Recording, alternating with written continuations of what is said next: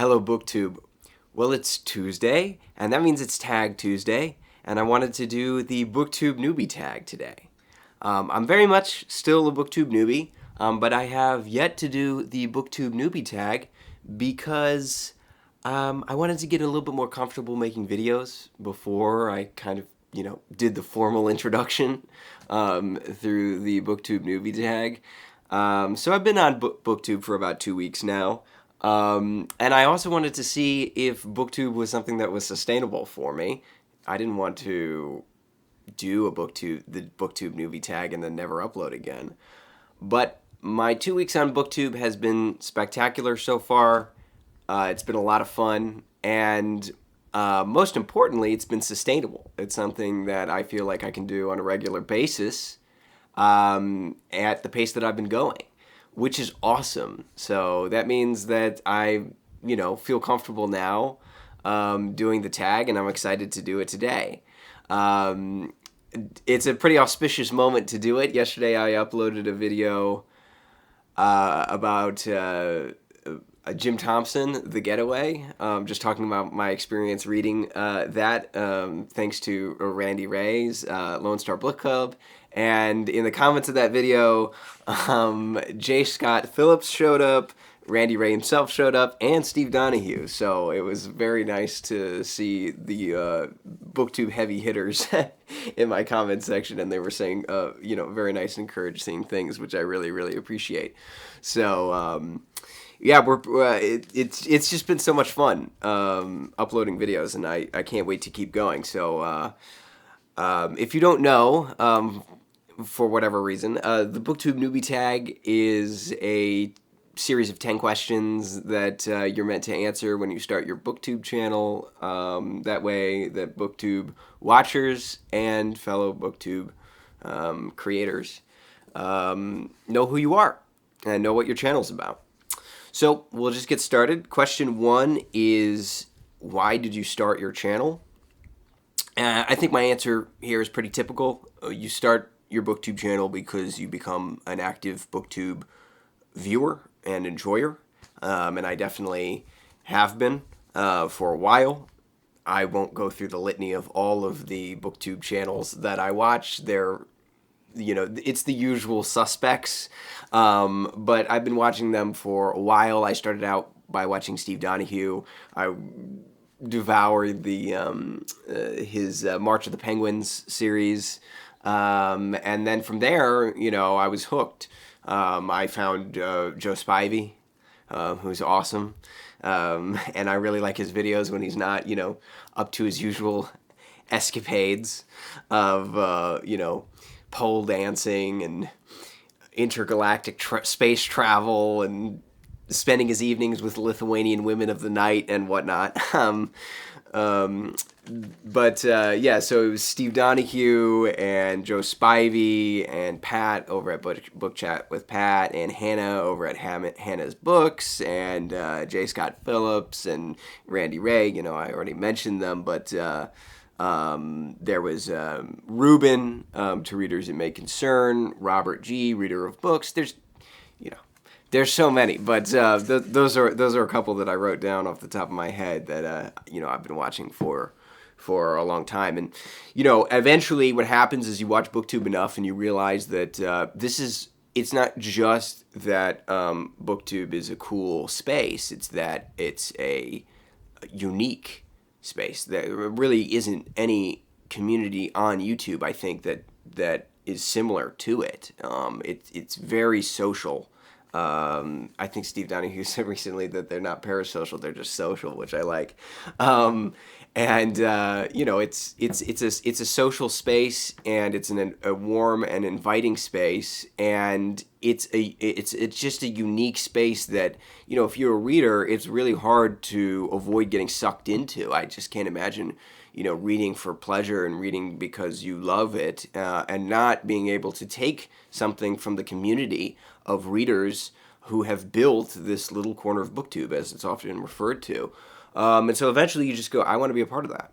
And that's what happened with me, and that's where we are right now. So I wanted to be a part of the BookTube community because I I've been watching it for a while, and that's why I started my channel. I also want to get better at talking about books. I've been an active reader for a long time, but well, not really actually for that long. We'll get into that later, but throughout college, I read pretty consistently. But the difference between college and now that I've graduated from my undergrad, is that I'm not actively writing about the things that I'm reading like I was in college, and so my ability to articulate what I'm reading is, I don't know, I don't want it to atrophy.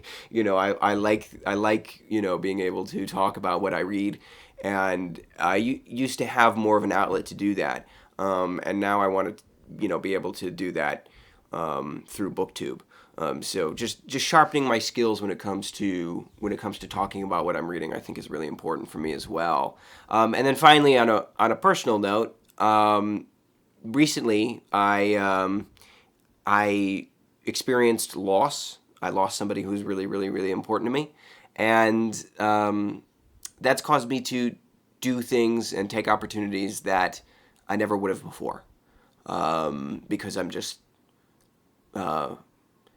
I was afraid that I was going to lose this person for a long time, and then worst case scenario happened, and I lost them, and so now I'm doing things that I'd always thought about doing, but I never did them before.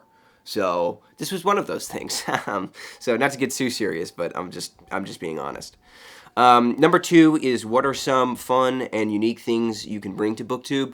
I've talked about both of these things before, but I'll say that the first thing is that I want to bring consistency with my channel. There are plenty of BookTube channels that upload sporadically. There are also BookTube channels that upload very consistently, sometimes even multiple times a day, which is amazing. But for me, what I would like to do is I would like to upload daily, Monday through Friday, at least 4 times a week, but preferably 5. And I've been pretty consistent with that. I missed Friday last week. There might be certain days that I'm not able to film, but I would like to bring consistency to my channel because I really enjoy making videos. At least so far, it's been a lot of fun. And so on days that I don't make videos, I kind of feel bad about it. So I would like to be able to make a video every day. That's something I'd like to bring to BookTube, is that consistency. And then the other thing is that, and I've talked about this a couple of times too, so I'm sorry if you've heard this before and I'm repeating myself, but I am doing a book giveaway. For every book that comes in through a book haul, through whatever means, I want a book to go out, and essentially keep an equilibrium. I'm at critical mass in terms of the books that can be held in this space, so I really want to be able to give away my books, and I've been doing that for the time that since the first day that I've uploaded videos, really, and it's been a lot of fun, but I haven't been able to give away that many books, and I'd really like to be able to continue to do that and actually increase the pace. So every video I'm trying to offer up a book. This video I'll give up the inevitable BookTube book, Secret History by Donna Tartt. So if you want this copy of Secret History, you're welcome to email me and I'll send it to you. I made a video about this with more details, and I'll leave the link to that in the description below. I think it's just called Giving Away My Books. But basically, it's not a contest or anything like that. If it's available and you want it, just email me and I'll send it to you. First come, first serve kind of thing. And you have to be inside of the continental United States, unfortunately. But yeah, more details about that if you want it in the description below. There will be a link to that video. But that's essentially it. So those are the 2 things that I want to bring: consistency and a book giveaway. The third thing is, what are you most excited about for this new channel?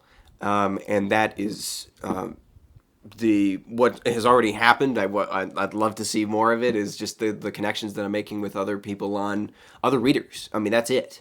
Whether they're on BookTube or not, other readers. That's why I leave my email in the description of every video. It's christopherrussellreads@gmail.com. If you want to email me about anything, you're welcome to reach out. I encourage it. I really like it. I love the interaction with readers.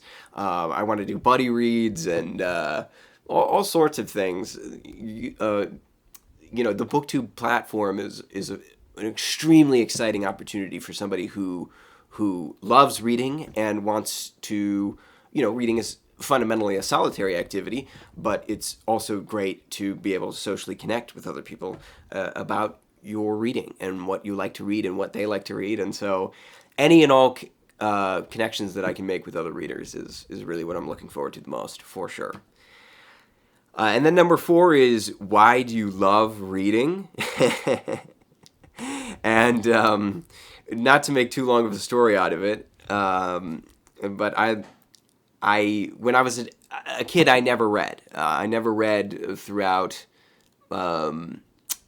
elementary school. I never read even before that, throughout elementary school, throughout middle school, throughout high school. I just was not a reader at all. Now, currently I'm based out of here in Cleveland, Ohio, but I actually grew up in Tirana, Albania. And when I was growing up, like I mentioned, I never read. At around 11 years old, my family moved to the United States here in Cleveland. Still wasn't much of a reader at all, although I started to become more interested in reading just because I had a really great language arts teacher in high school for AP Literature and AP Language. And so I was a little bit more interested in it, but I really didn't read much at all. I remember when I was a kid, my parents read me the Harry Potter series, and I remember myself reading a few Hardy Boy books, but I really just wasn't much of a reader. When I graduated high school, I didn't know what I wanted to do with my life, and I really didn't want to go to college, even though all my friends were going. So I decided to go back to Albania and take a year off. So I went back to Albania. I didn't spend the whole year there by any means, but I went back to Albania, and when I was in Albania, I stayed with a family that consisted of a father and a mother and a little 8-year-old boy who was a handful. But I spent time with them. I lived at their place, and the dad, who was in his late 30s at the time, he was studying to get his early 40s, I believe. But anyway, he was studying to get his PhD in theology, actually. And so when I walked in their apartment was just filled with books. And I wasn't a reader, so that didn't mean much to me. But it was still obviously impressive to see all these books around me. It was certainly the most amount of books that I had ever seen in somebody's home before. I'd never seen that amount of books before in somebody's house. But I wasn't a reader at the time, so I didn't really think that much of it. Now, of course, that I am a reader, you can't help but go and see what's on other people's shelves. But at the time, I wasn't. So I didn't care that much. But one of the conditions of me staying in their apartment was that I would help him with his research that he was doing for his PhD. But that wasn't a very labor-intensive thing at all. The thing was, he had, throughout his entire life, very bad dyslexia. Dyslexia that was so bad that he couldn't actually read on his own. And so he had learned how to read with an audio aid. So he would listen to books on tape and play them at a fast speed while he was looking at the words on the page. And that would help him read. And that was, in fact, the only way that he could read. But he was studying to get his PhD, and if you know anything about that process, you're reading a lot of, scholarly monographs, and none of those books have audiobooks. 4 people will read them. Anyway, they certainly won't have some sort of audiobook on Audible or something like that. So what he would do is he would have, like, his wife, and he had various people who would help him out with this. They would read the book out loud into a tape recorder. And then he would listen to their recording of the books. So he asked me to help with that since I was staying with them. And I wasn't actually very excited about it because it seemed really boring to me. But I said, okay, sure. They were helping me out. And so I was reading. So he gave me this academic monograph about early Christian house church communities. And I remember reading that out loud into a tape recorder for a couple of days on end. And I remember being bored by it, but I also remember being really fascinated by it because I understood the drift of what I was reading. even though there was tons of words that I didn't know, like exegesis and hermeneutics and all these other words, I was still very much aware of what the author was doing to build this argument. And I thought that was really, really interesting. I was able to understand, without really being able to put words to it, that the author at first was building out or fleshing out the historiography, giving a survey of recent scholarship and classic scholarship on the subject. Then he was moving into his own methodology, how he was going to examine the evidence and how he was going to build his own argument, what that argument was, what the thesis of the monograph was about, and then how he goes and interacts with the evidence to build his argument. And I thought that was fascinating. And all of a sudden, it made me realize that I wanted to understand this world, understand this world of academia, this world of reading. And I decided right there in Albania that I was going to go to college, and I applied to the college that I ended up going to in Albania, which was in Boston, Massachusetts. And I've been interested in reading ever since. So that's really where it started, was reading that book into a tape recorder in Albania was the first experience that I had with reading that felt exciting. And it felt like it was something that I actually wanted to do more of on my own. So I'm sorry for the long-winded answer, but that's the first time that I fell in love with reading. And then question 5 is, what book or series got you into reading? So I tracked down what that book was. I obviously don't have it here. It's House, Church, and Mission by Robert W. Gehring, which I can't necessarily recommend. But that was the book that I read in Albania that really got me into reading. So there you go. Number 6 is, what question would you ask your favorite booktubers? I've been thinking a lot about this. I don't really have a question off the top of my head that's sort of like burning a hole in my brain. I did mention that I went to school, I went to college in Boston, Massachusetts, and I unfortunately really never felt at home in Boston. I spent 5 years in total there, and I just never really got used to the city. So I guess I would ask Steve Donahue if the next time I'm in Boston, he'd be willing to give me a tour.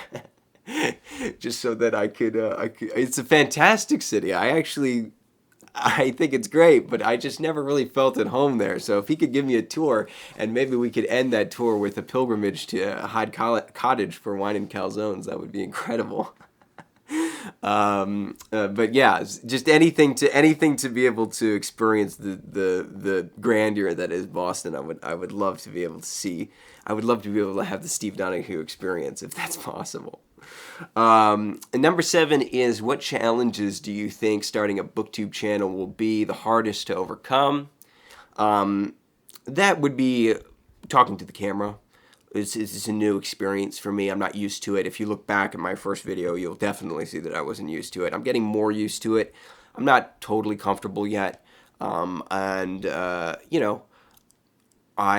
certainly want to be able to get to the point where talking to the camera becomes second nature to me, because that's a skill, and it's a useful skill. I don't know exactly what I would use it for outside of BookTube, but I, at the same time, have been sitting down in front of a camera for every day for the last 2 weeks, basically every day, and it's been more work than I thought it was going to be to get comfortable in front of the camera, but it's also been more intriguing of a skill to learn than I thought it was going to be. So it's a give and take there. It's something that I want to do, but it's harder than I thought it was going to be. So it's a little bit strange, but that's I think the hardest challenge so far. It's just breaking the ice and getting comfortable talking in front of a camera. Number 8 is, when did you start reading? I kind of already talked about that with question 4. That would be 2019 was when I went back to Albania, and things started to pick up in 2020, especially because that happened to coincide my first year in college with COVID. lockdown. So I was in Boston in a basement apartment for God, like a year of just hibernation, and I did a lot of reading during that time. So it was, in terms of reading, it was kind of 0 to 100 pretty quick. I went from basically never reading to reading quite extensively during that time. So about 2019 to 2020 would be when I started reading seriously. Number 9 is, where do you read? Right here in this room. This is my fortress of solitude. I don't read in this chair. There's a chair behind the camera that I read in every day. There's also a bed over there. I don't really like reading in bed that much, but I will read in there occasionally. But it's a chair that's right over behind the camera that I read at consistently in this room. And number 10 is, what kinds of books do you like to read? I like to read a lot of history and nonfiction, though I read pretty much anything. I'm excited. That's part of the reason that I'm joining BookTube, is that I love the opportunity to read books that I've never really read before. This month, I haven't talked about it yet, but I read Murder Mystery for March Mystery Madness, which I really never have done before. That was a great experience. I also, like I mentioned before, read a piece of crime fiction for Randy Ray's Lone Star Book Club, which I don't typically read, which was great as well. So I'm open to really anything, but typically when I have my pick, I go for nonfiction and I go for history, and that's really because I'm just insatiably curious. I love learning things about history, and usually I will begin a book with certain questions about what I'm reading, and then end that book with more questions than I started. And so it's just a perpetual treadmill of one book to the next, to the next, to the next, to the next, of things that sort of pique my curiosity and my interest, and really make me want to keep reading. So that's it. Those are the 10 questions. That's the BookTube newbie tag. I hope that you learned something about me, and I'm excited for more videos. I'm excited to keep talking about books. And again, I'm doing that BookTube that book giveaway. So if you want Donna Hotart's Secret History, this is the book that I'm offering today. Reach out through email. I'll be happy to send it to you. And that's it for today. Thank you, BookTube.